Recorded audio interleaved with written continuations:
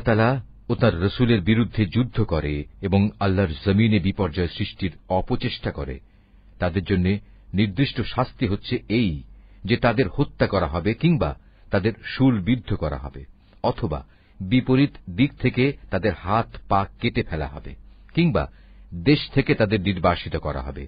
এই অপমানজনক শাস্তি তাদের দুনিয়ার জীবনের জন্য। তাছাড়া পরকালে তাদের জন্য ভয়াবহ আযাব তো রয়েছেই। তবে এটা তাদের জন্য নয় যাদের উপর তোমাদের আধিপত্য স্থাপিত হবার আগেই তারা তওবা করেছে। তোমরা জেনে রেখো, আল্লাহ তাআলা একান্ত ক্ষমাশীল ও পরম করুণাময়। হে মানুষ, তোমরা যারা ঈমান এনেছ, আল্লাহ তাআলাকে ভয় করো এবং তার দিকে ধাবিত হওয়ার জন্য উপায় খুঁজতে থাকো।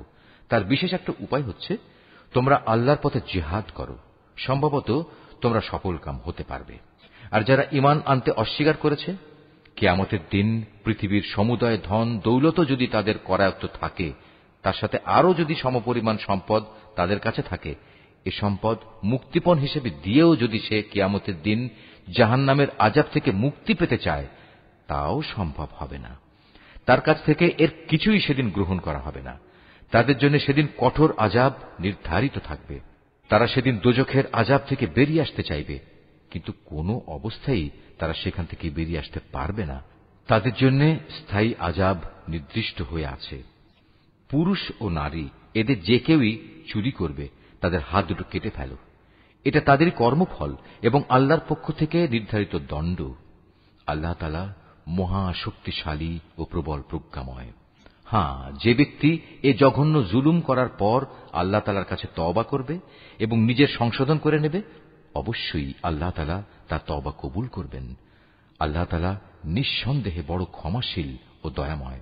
তুমি কি একথা জানো না, এই আকাশমণ্ডলী ও জমিনের একক সার্বভৌমত্ব একমাত্র আল্লাহ তাআলার জন্য? তিনি যাকে ইচ্ছা তাকে শাস্তি দেন, আবার যাকে ইচ্ছা তাকে তিনি মাফ করে দেন। কেননা সবকিছুর উপর তিনিই হচ্ছেন একক ক্ষমতাবান। রাসূল, যারা দ্রুত গতিতে কুফরির পথে ধাবিত হচ্ছে, তারা যেন তোমাকে দুঃখ না দেয়। এরা সে দলের লোক যারা মুখে মুখে বলে আমরা ঈমান এনেছি, কিন্তু সত্যিকার অর্থে তাদের অন্তর কখনো ঈমান আনেনি।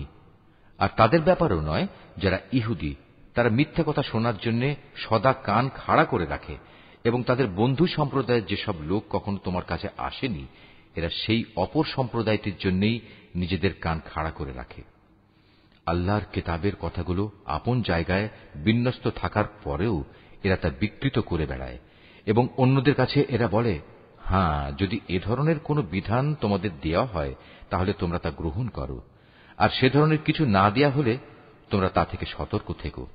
আসলে আল্লাহ তাআলা যার পথচ্যুতি চান, তাকে আল্লাহর পাকড়াও থেকে বাঁচানোর জন্য তুমি তো কিছুই করতে পারো না। এরাই হচ্ছে সেসব হতভাগ্য লোক। আল্লাহ তাআলা কখনো যাদের অন্তরগুলোকে পাক সাফ করার ইরাদা পোষণ করেন না, তাদের জন্য পৃথিবীতে যেমনি রয়েছে অপমান ও লাঞ্ছনা, পরকালেও তেমনি তাদের জন্য অপেক্ষা করছে ভয়াবহ আযাব।